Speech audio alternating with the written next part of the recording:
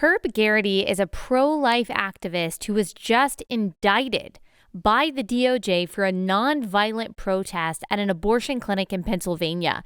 Herb is not your typical pro-lifer. He is an atheist, a progressive, a board member at the Pro-Life Alliance of Gays and Lesbians, and an advocate of social justice. We are as far apart as it gets on a variety of issues, and we will discuss some of that today, but importantly, we agree on this issue, the right to life for human beings in the womb. And so Herb and I are discussing all of this and more today.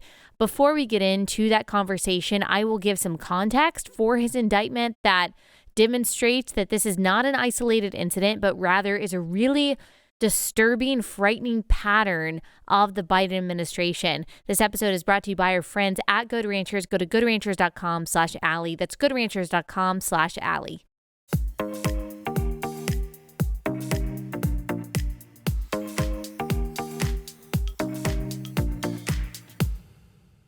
So let me give you a little bit of context here. This is from Herb's Give, Send, Go page. On October 14th, 2022, Pittsburgh pro-life leader Herb Geraghty was indicted and charged with violating the FACE Act in connection with a nonviolent pro-life direct action that occurred in 2020 in Washington, D.C. This comes as part of an aggressive campaign from the Biden administration's Department of Justice under Merrick Garland to target peaceful pro-life activists. So far, and this is true, what he says on his Give, Send, Go page, at least 22 anti-abortion activists have been charged with the FACE Act this year.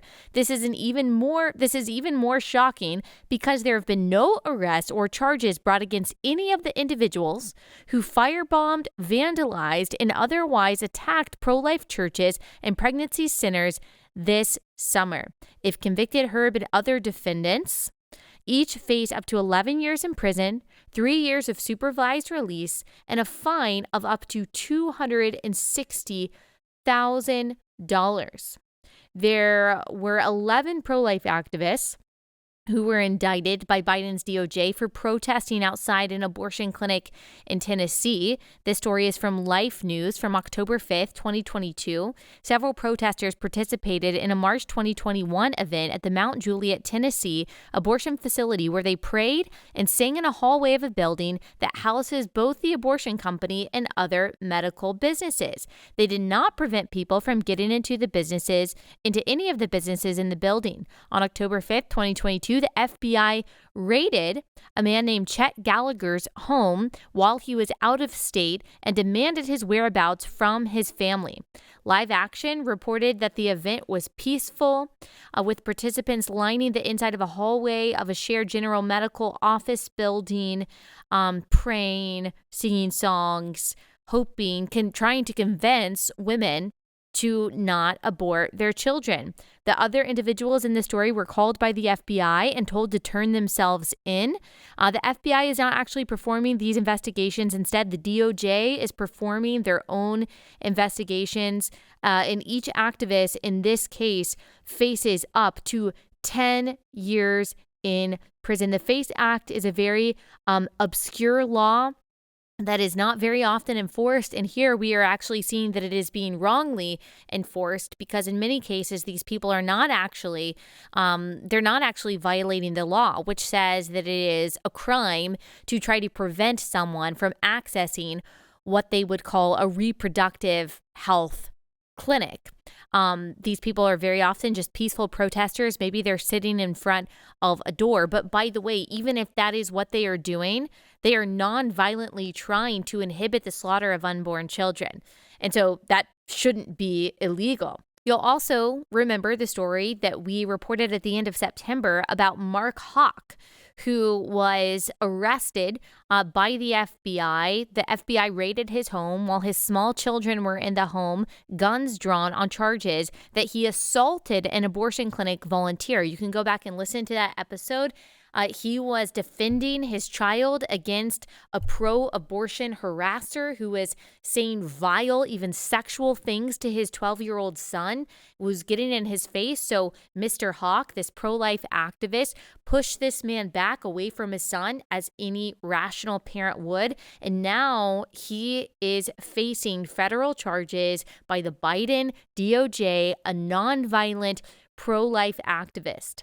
According to Fox News, over 100 pro-life organizations, churches, have been attacked since the Dobbs leak. At least 17 of the attacks have been claimed by the left-wing pro-abortion group Jane's Revenge. No members of this group have been arrested. At least 38 churches across the country have been firebombed, smashed, ransacked, or vandalized with pro-abortion graffiti and threatening messages. At least 58 other pro-life clinics and organizations suffered from the same fate. At least 23 other incidents involved pro-life individuals being physically attacked or pro-abortion protesters being arrested. You'll remember there was an 84-year-old volunteering for Right to Life in Michigan. She was canvassing in a neighborhood against the pro-abortion Prop 3 in Michigan that is up for vote in this November 8th election.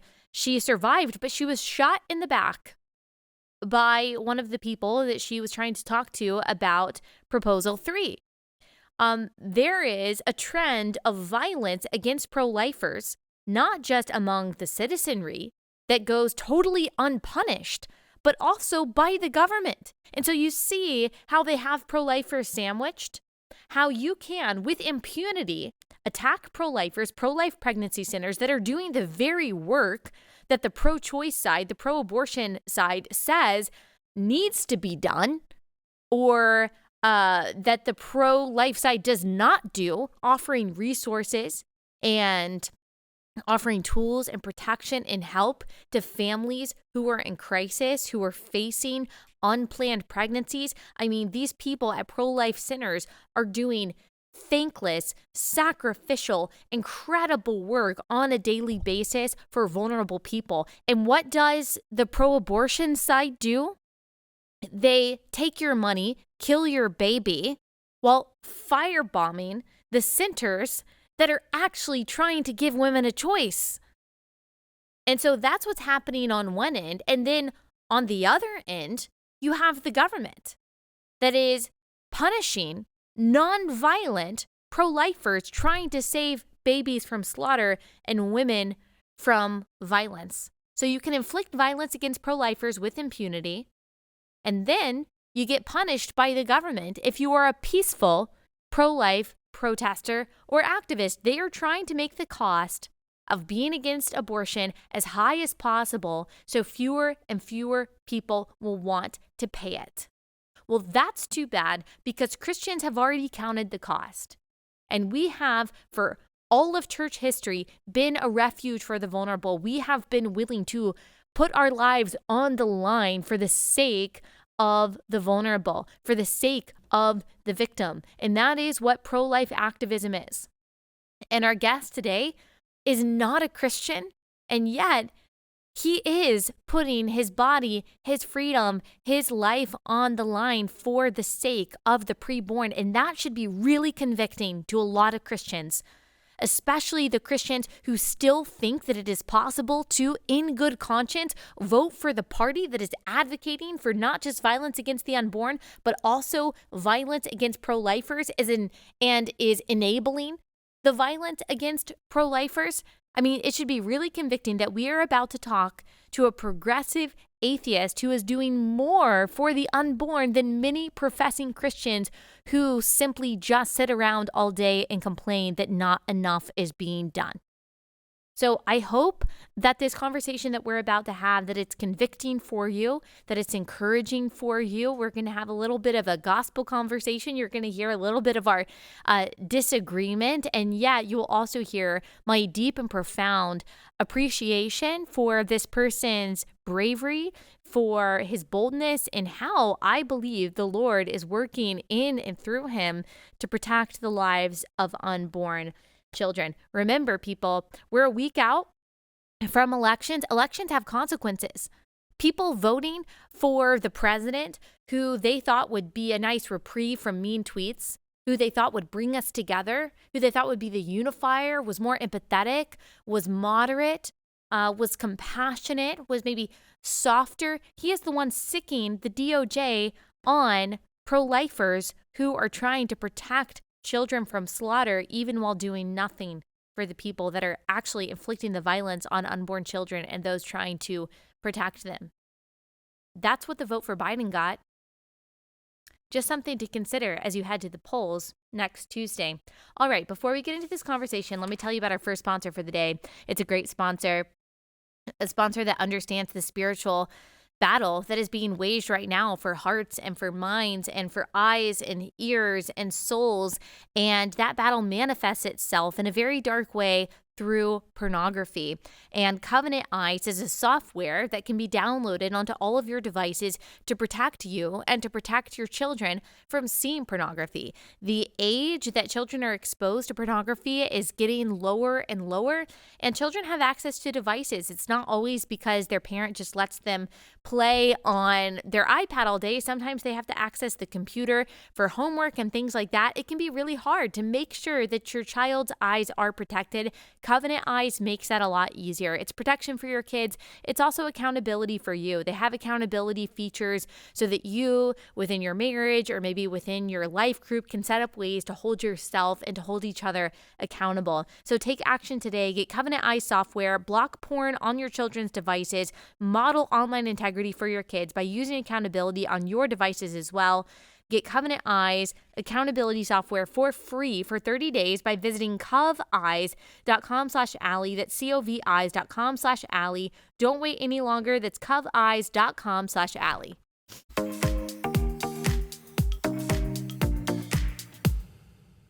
Herb, thank you so much for joining us. Before we get started talking about everything that's going on, can you just briefly tell us who you are and what you do? Sure. My name is Herb Geraghty. I'm a pro-life activist. I believe in the right to life for every single human being, regardless of their age, level of development, or anything else, including circumstances post conception and then birth. I currently run an organization called Rehumanize International. I'm the executive director, and we embrace and advocate for a consistent life ethic, which means opposing violence against human beings, like I said, in all stages of their life and in all circumstances. And so we work to abolish abortion, embryonic stem cell research, euthanasia, as well as capital punishment and police brutality and war and torture and all forms of violence against human beings. I would love to hear more about what the work is that you're doing specifically, and then also how you came to this place of wanting to organize an institution that is centered on rehumanizing people, and kind of how you came to the conclusion about life inside the womb. There's a lot of people who agree with you about police brutality and agree about capital punishment, but would exclude unborn children kind of from the list of people who need our compassion. So I'm definitely interested in hearing more about that. But to start off, I do want to hear about the circumstance that you are currently finding yourself in.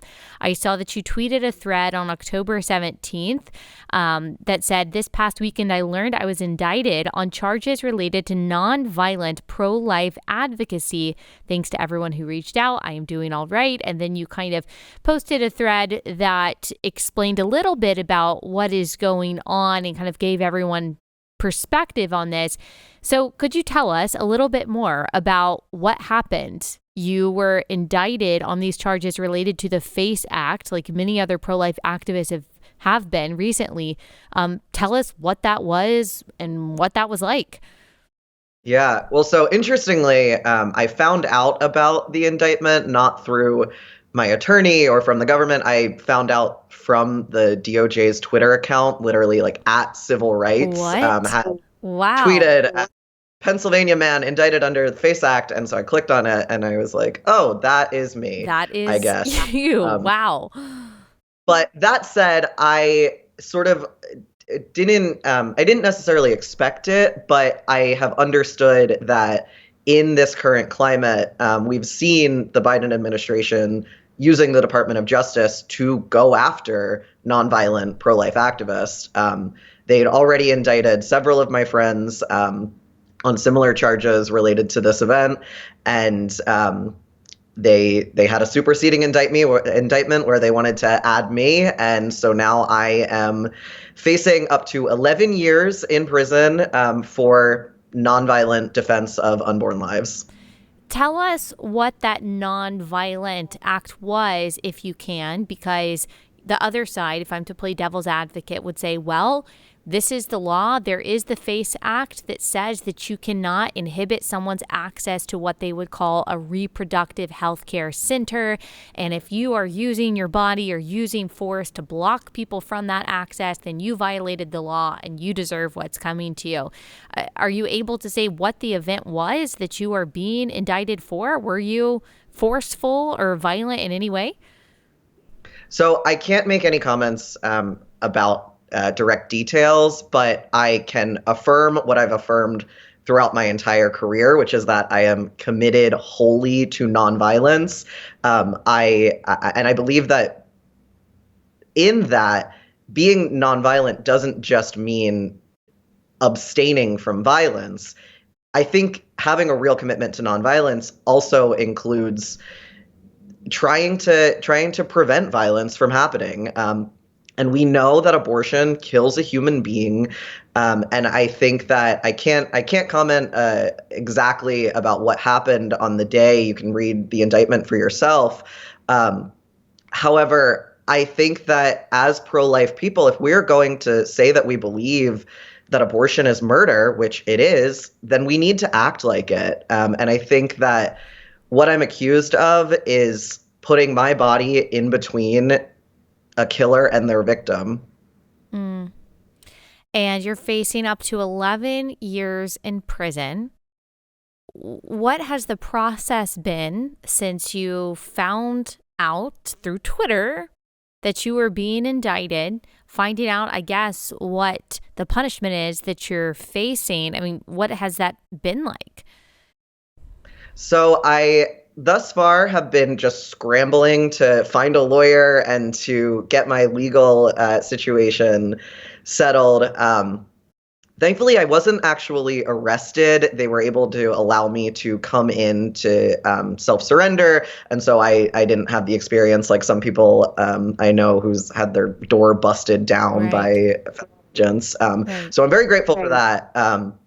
But thus far, it's been trying to figure out what my next steps are. I've been very grateful from the support of the pro-life community who have not, abandoned us, because it's not just me. It's now over 20 pro-life activists who have been indicted under the FACE Act or on similar charges.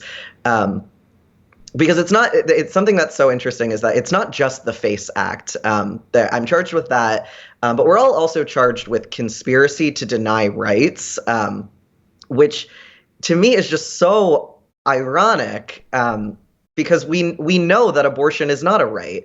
There is no right to kill an unborn child. There never was. And now, post the Dobbs decision in a post-Roe v. Wade world, we know that legally that's true as well, that there is certainly not a right to an abortion.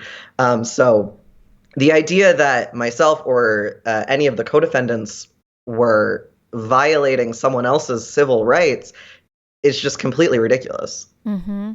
And what are your feelings? What have your emotions been like? I mean, facing the potential of 11 years in prison, that's a really big deal. I've got to imagine that there have been at least some moments of fear as you consider that prospect. Yeah, no, absolutely. I'm terrified. I think that I've been really I've been heartened by the response of the pro-life community. I have been not surprised by the response of the pro-abortion community, particularly people on Twitter. My DMs are like flooded just with celebrating. Celebrating. I was particularly really excited about the fact that I may get sexually assaulted in prison. That's like the main theme of my direct messages. And so obviously, like it's horrible and concerning. And I think that this is an injustice against pro-life activists. But more importantly, when I actually think about it, I'm reminded that whatever the government does to me, they throw me away, lock me in a cell for 11 years. I'm hoping it's not that long if I am convicted, but whatever they do to me, it's nothing compared to what they allow abortionists to do to unborn children. Every day in this country, babies are being killed. Like pro-life people know that, right? We know the apologetics. We know that abortion kills human babies through either poisoning, starvation, or live dismemberment. And many of us, we just sit back. I live a couple blocks away from an abortion clinic. I know that that is a business where they're taking women who are just in desperate circumstances and convincing them that they need to pay them hundreds or thousands of dollars to kill their unborn babies through very violent, gruesome means. And as pro-life people, like I just walk by that clinic sometimes and it makes me sad, and I do activism and I try to stop it. But I think that it's hard to get people to take us seriously, that we really believe the truth that abortion is murder, if we're not willing to put our freedom on the line to defend those victims. Yep. And there is obviously, as you are seeing now, a very high cost to putting that freedom on the line. What does it look like if you're able to say from here forward? I mean, what does the trial look like? What does it look like before conviction? I know that you said that you're lawyering up and you're figuring out your legal options. Do you know what the timeline is? Yeah, we have a proposed trial for August of 2023. And so that's kind of my next, that's all I know. Okay. Until then, I've been released on recognizance. I don't need to, serve this time in jail as long as I meet my pretrial conditions, which include, like, I had to give them my passport. I'm not allowed to leave the country, Wow.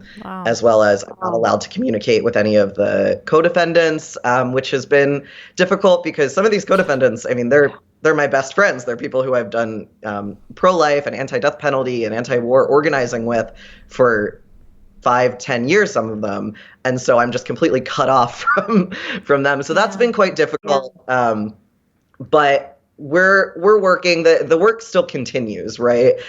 Just because I can't text my friend Lauren doesn't mean that I don't know that both of us are outside of the respective abortion clinics in our cities serving the women going in there. And so I think it's scary. I think that pro-life people should be pretty seriously concerned about the way that the Biden administration is using the Department of Justice, and really attacking and trying to silence and isolate pro-life activists who are effective at saving lives. But I think what pro-life people should be more concerned about than my legal struggles is the fact that still post-Dobbs, thousands of babies are being killed in this country every day. And we just need to take that seriously as a culture.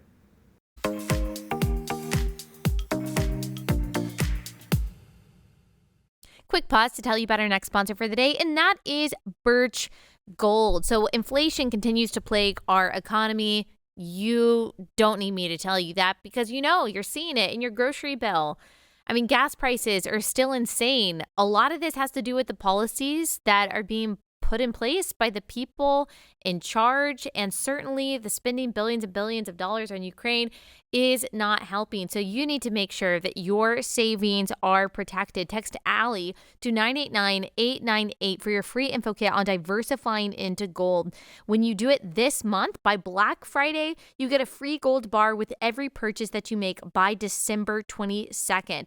With almost 20 years experience converting IRAs and 401ks into precious metals, IRAs, Birch Gold can help you. So text Allie to 989-898 to claim your free info kit on gold and ensure your eligibility for a free gold bar with every purchase. Secure your future with gold. Text Allie to 989-898.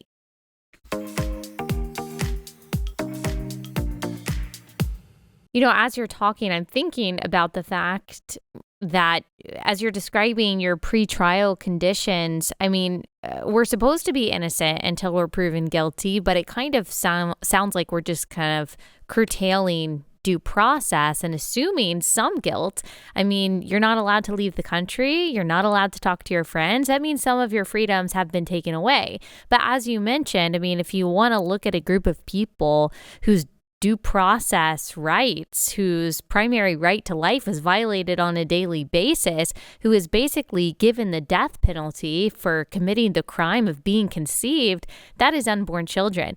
So it seems like that is the perspective that you keep at the forefront, that even though the prospect of 11 years in prison and everything involved in that, and even if you don't go to prison, you've already lost some freedoms, it seems like you are keeping in perspective that the loss of rights and the loss of life that is experienced by unborn children every day is worse. It's graver than what you're going through, and it is worth the sacrifices that you're making if it means that you are saving the lives of unborn children. Yeah, absolutely. Because think about it. The worst case scenario here is that I am sentenced to 11 years in prison. If one person gets to live 70, 80 years of their life because of that sacrifice, then it sucks. I'm not looking forward to it, but I think I have to think it's worth it. And you said that the response from the pro-life community has been great. There are a lot of people listening to this who are pro-life, who are just now hearing your story for the first time, and they want to know how they can support you. So what can they do to support you during this process? Yeah. Well, so first, I would say if you are pro-life, I encourage you first, before you start being concerned about myself and the other defendants, is to get out there and serve the actual women and pregnant people in your community that might be considering abortion, even if you live somewhere that has already banned many abortions. It's still happening in our communities, and so we need to be out there as sorry to pro-life interrupt. people. Yeah, what does that look like? We talk a lot about pregnancy centers here, and you said that you're out there on a daily basis advocating in front of these pregnancy centers. So what would that look like? Yeah, so I think that the first step that any pro-life person can do, if you live within, I don't know, 50 miles of an abortion clinic, or somewhere that is not providing abortions but referring for abortions, like many Planned Parenthoods in states that have banned some abortions have transferred into. Standing outside those clinics, Sidewalk Advocates for Life of America has a great program. Much of their materials are available online that you can print out. And just being outside of that clinic, peacefully, nonviolently, and offering resources.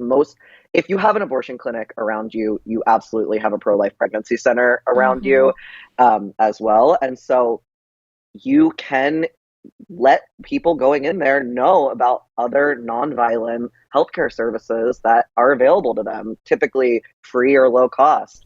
I know so many people who have gotten abortions who have told me, if there was just one person outside on the sidewalk that day that had the message that you can do it, you can choose life, there will be support for you, they wouldn't have felt like abortion was their only option. Because for so many pregnant people, especially young people, students, everyone in their life is telling them that abortion is their only option. And of course, the abortion doctor is selling them this lie, because they get to profit off of it. And so, of course, anyone inside that clinic is not going to have their best interests in mind, and certainly not the best interests of their child. And so being there as an advocate, my website has some resources that you can find. It's rehumanizeintl.org/sidewalk-advocacy.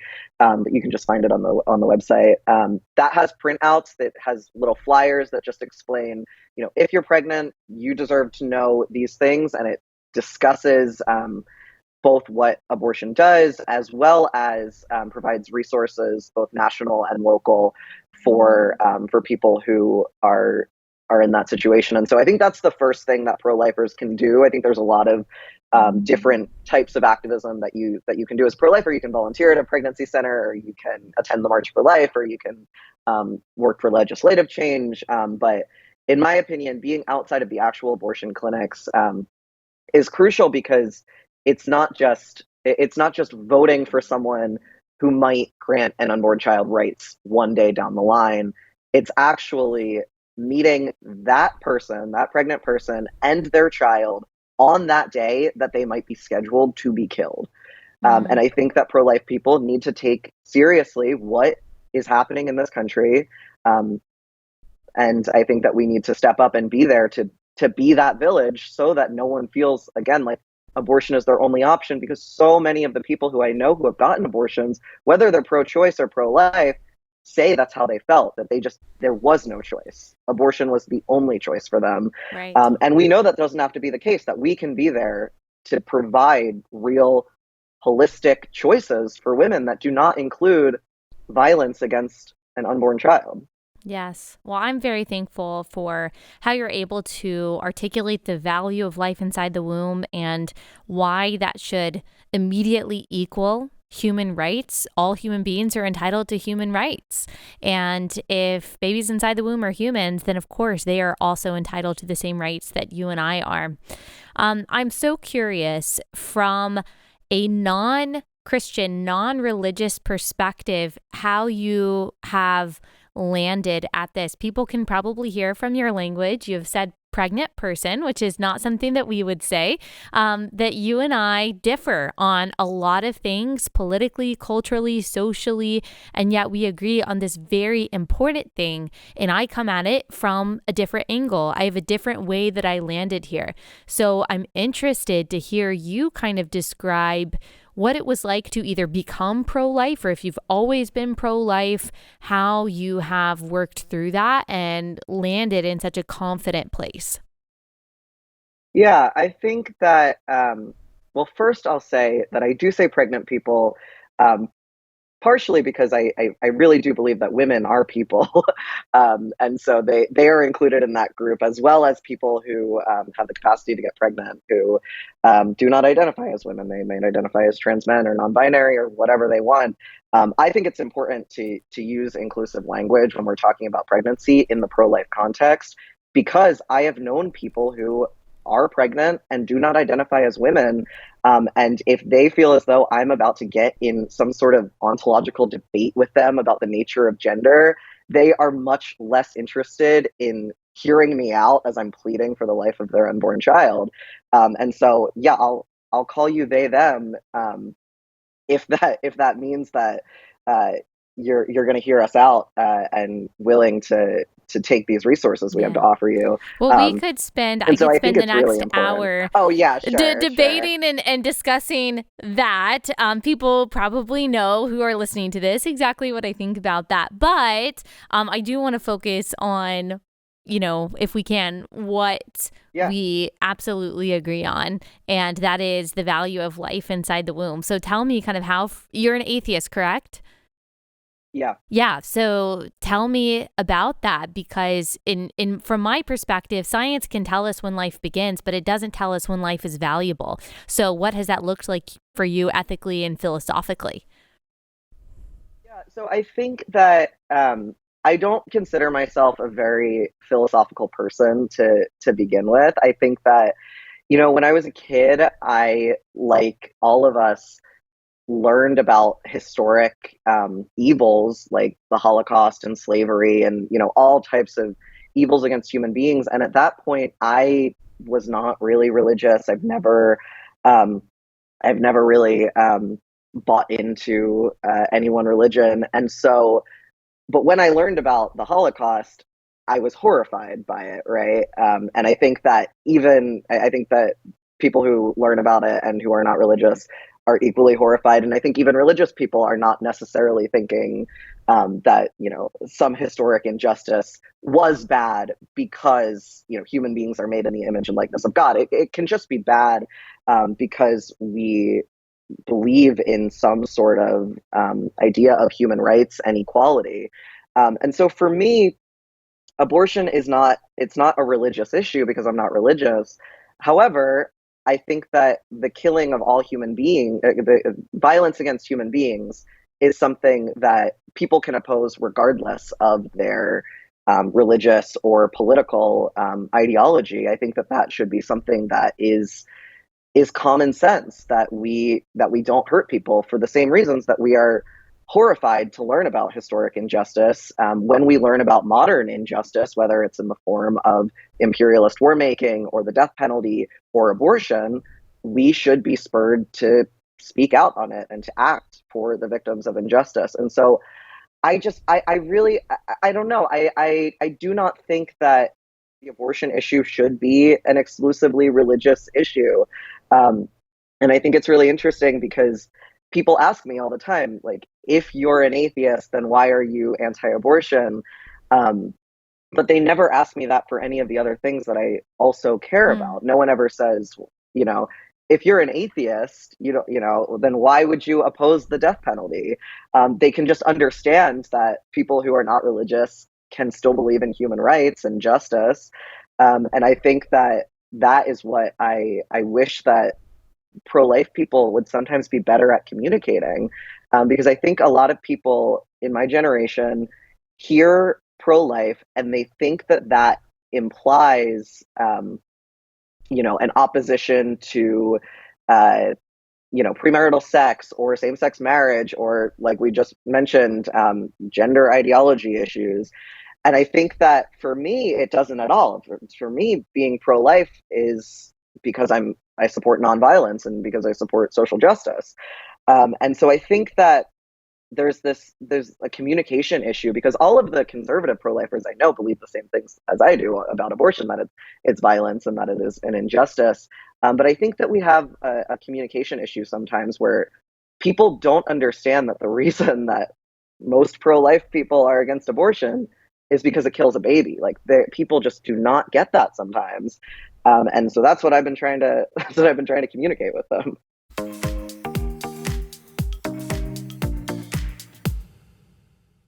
All right, Good Ranchers has an amazing deal going on just for the month of November.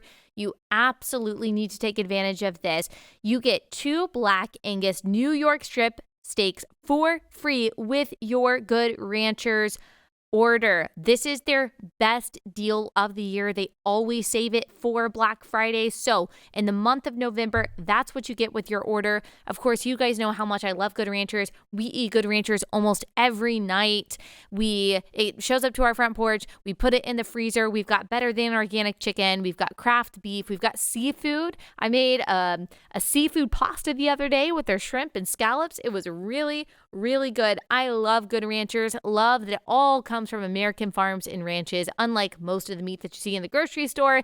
And I love that it's a company owned by good people that are fighting for the values that you and I have. It's just a win all around. And then, of course, in the month of November, you get those 2 Black Angus New York strip steaks for free. So go to goodranchers.com/Allie for that deal. Use discount code Allie. That's goodranchers.com/Allie. American meat delivered right to your front door.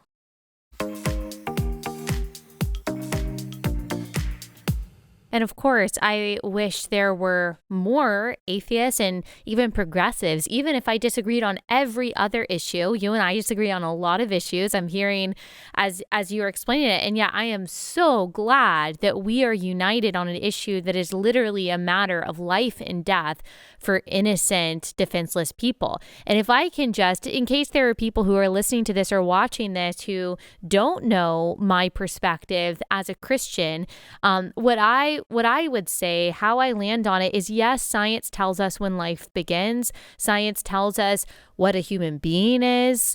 And science can tell us a lot of things about how the world works and what the nature is of all things, including humans. But science doesn't tell us why the life inside the womb matters more than a mother's decision, matters more than what a doctor wants, matters more than what the law says. Really, the only way that I can get to this idea that human beings aren't just clumps of cells, that we're not just accidental clumps of matter that just happened to develop throughout time from, a bang in the cosmos.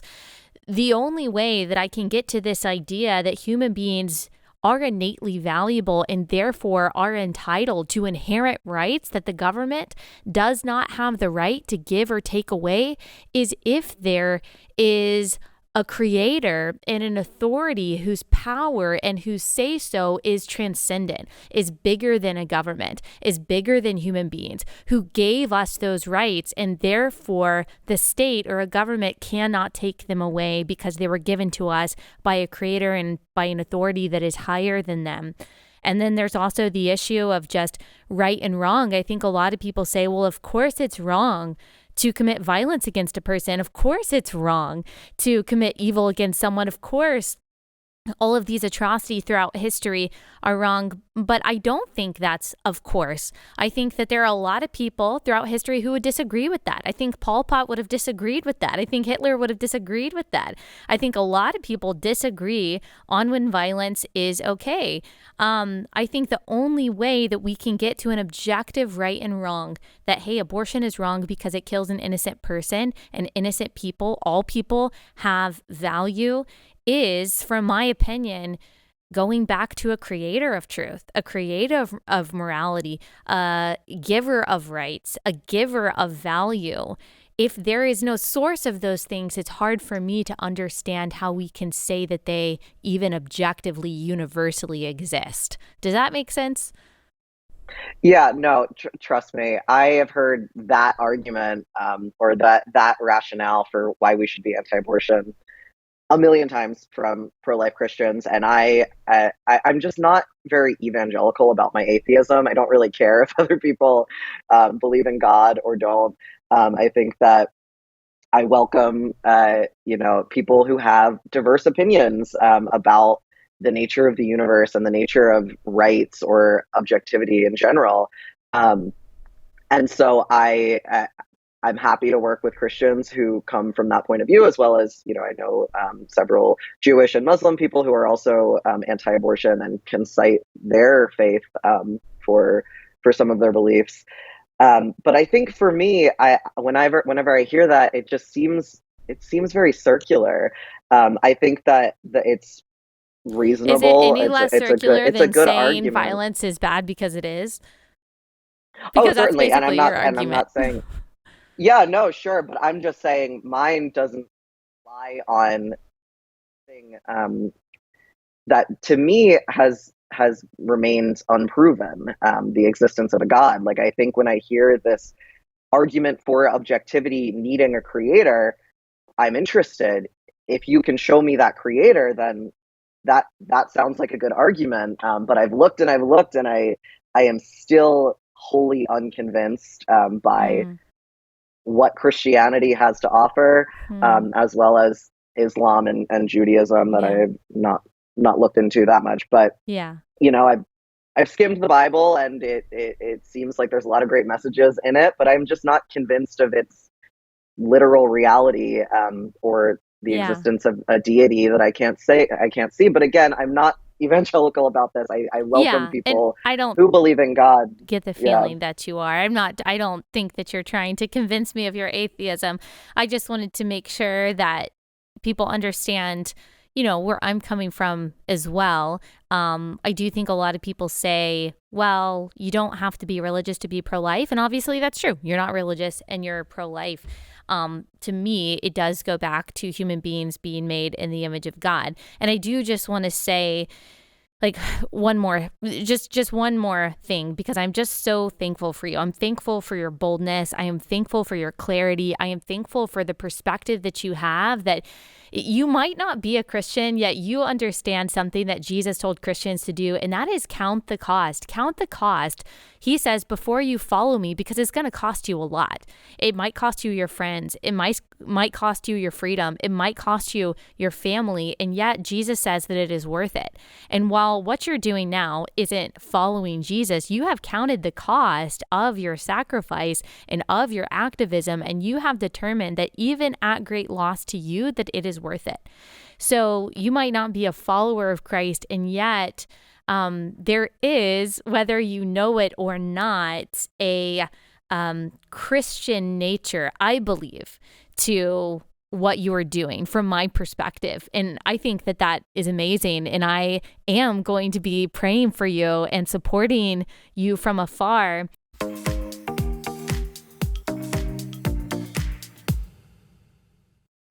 All right, with the craziness that is our supply chain, we're still dealing with shortages and not knowing when we're going to be able to get the kind of food that we like in a lot of cases at the grocery store. You just want to make sure that your family is protected and provided for should things really hit the fan and you really can't get the food essentials that you need. That's why my family relies on My Patriot Supply. If you go to mypatriotsupply.com right now, you can save $250 on a 3-month emergency food kit. Go to mypatriotsupply.com, get a kit for every member of your family. Of course, the hope is that you'll never have to use this, but it's always better to be safe and sorry. This is not something that you want to mess around with. And if you're like me and you don't have time to be like a full-on prepper, wish that I did, I don't, you might as well just have My Patriot Supply prepare for you and then stick it in your closet. It's good to go until you need it. Go to mypatriotsupply.com right now to get that $250 off each kit that you need. That's mypatriotsupply.com.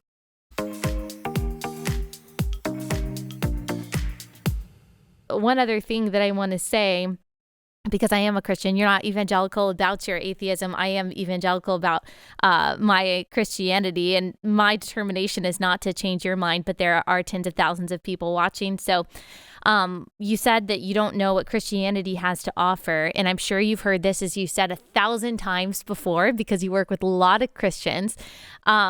I find it much more irrational to look at the world and to look at human beings and to look at gestation and to say, that all happened as a matter of chance. I find that it actually requires a lot more faith to believe that. And I need a lot more evidence to believe that that came from nothing than I do that there is an intelligent designer and creator that purposely created and designed all of those things. That is, to me, a lot more rational.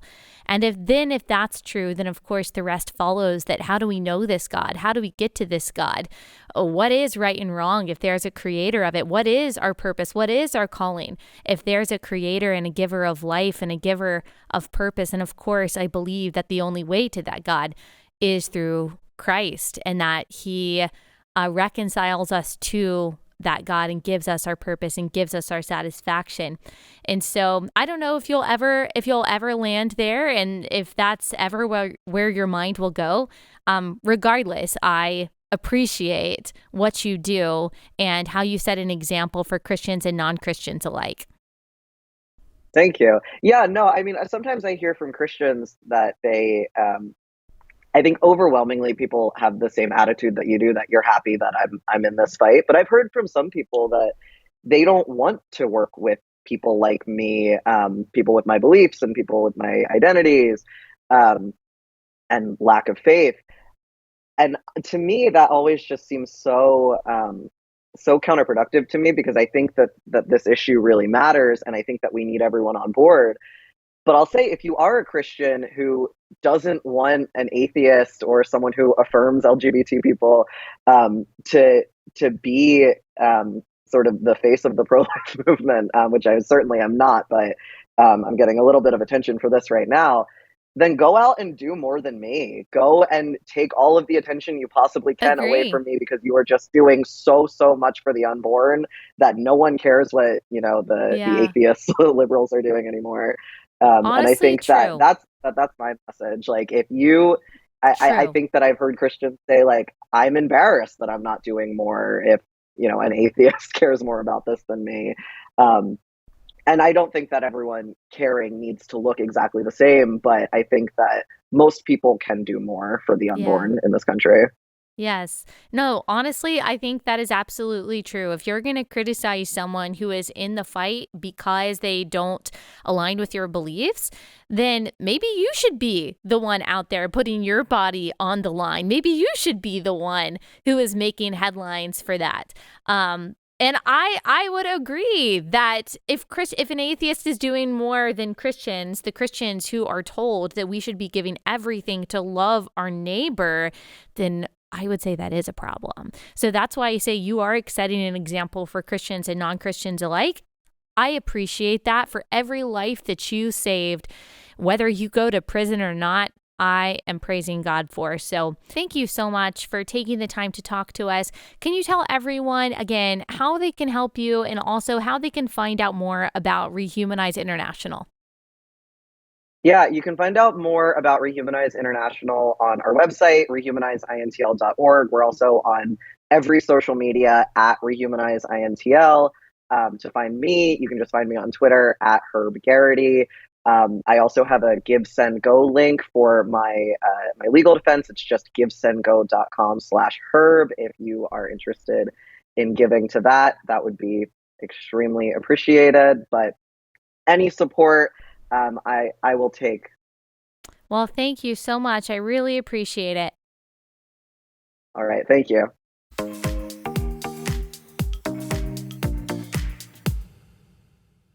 All right, guys, hope you enjoyed that conversation. Make sure that you support Herb however you can. And like I said, I'm going to be praying for him, and I hope you will be too. All right, one more thing, a couple more things maybe before we go. Make sure that you check out our new stickers. We've got our Rip Roe sticker. Of course, that doesn't mean that we actually want Roe to rest in peace. It's just a saying, R.I.P. Roe, because it's gone, and we're happy about that. Bye.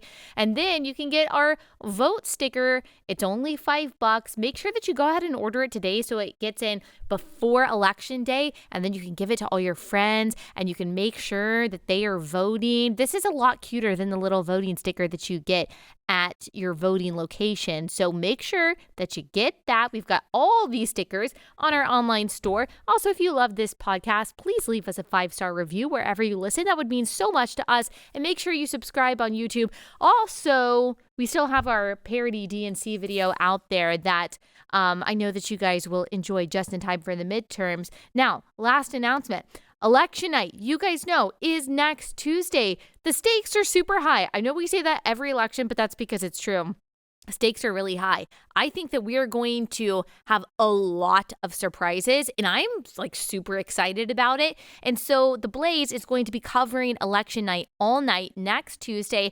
I'm going to be here offering my commentary. Go to theblaze.com/election guide to receive a free copy of Blaze Media's Ultimate Guide to the Midterms delivered straight to your inbox. You can watch it at blazetv.com. Like I said, I will be there offering my takes on everything all night. And then you can go to theblaze.com/election guide to get your free copy of Blaze Media's Ultimate Guide to the Midterms delivered straight to your inbox. Share the link with your friends so they can have a guide and be informed as well. All right, that's all we've got for today. We'll be back here tomorrow.